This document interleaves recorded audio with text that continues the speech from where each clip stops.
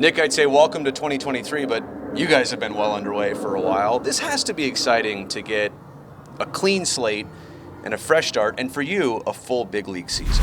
Oh, 100%. Yeah, I think we're all ready, excited, and ready to go. And for me, I'm ready just to keep playing every day and keep getting better, keep working, and I'm excited. I'm looking forward to this season. Not to revisit too much of last year. It was rough in a lot of different ways for the team, but I'm here to say this group will obviously be better. The only question is how much better.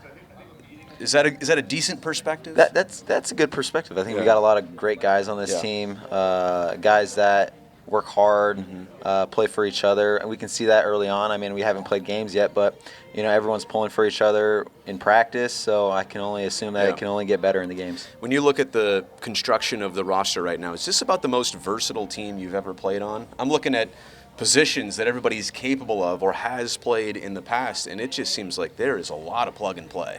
100%. I think anyone can play any position on this team. A lot of athletes. Yeah, a lot of athletes and a lot of guys that are willing to put in that extra effort to get better at each position, so they can be more I say fitting for the team. Right. Well, it's flexibility, offers options for Mark Kotze in the front office.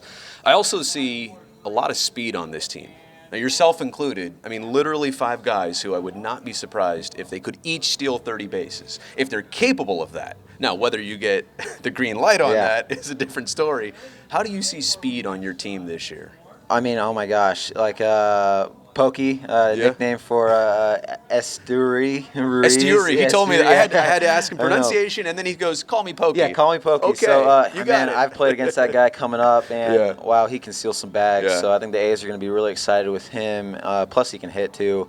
You've got a lot of guys, a lot of speed. Even people don't even think, but Shea Langeliers was one of the fastest guys on the team. Yeah, 85th percentile last year in sprint speed. Yeah. So I mean, the main goal is to get on base, but I think from what we're hearing right now, we want to put a lot of pressure when we get on there. So steal bags, score runs. If you had it your way, more green lights. I mean, I know you're not running the team. But I'm doing whatever the coach asked me to do. So that's how I go about it. I don't know if there's going to be more or less base running based on the lack of the shift. Right, defensive shift is going away. From your perspective, as both a hitter and an infielder, how do you see it affecting the game this regular season?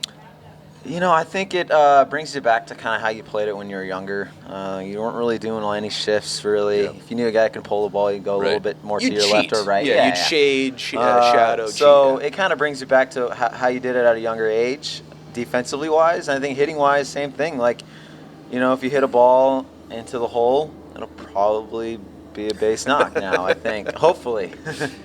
Is it also more important for infielders like yourself to get to showcase the range? Because when you can't shift, I mean, you literally do have to cover the most of the left side of the infield. No, it makes you a shortstop's a shortstop. A second baseman's a second baseman. So you get to really kind of play your positions now. So I think that's amazing.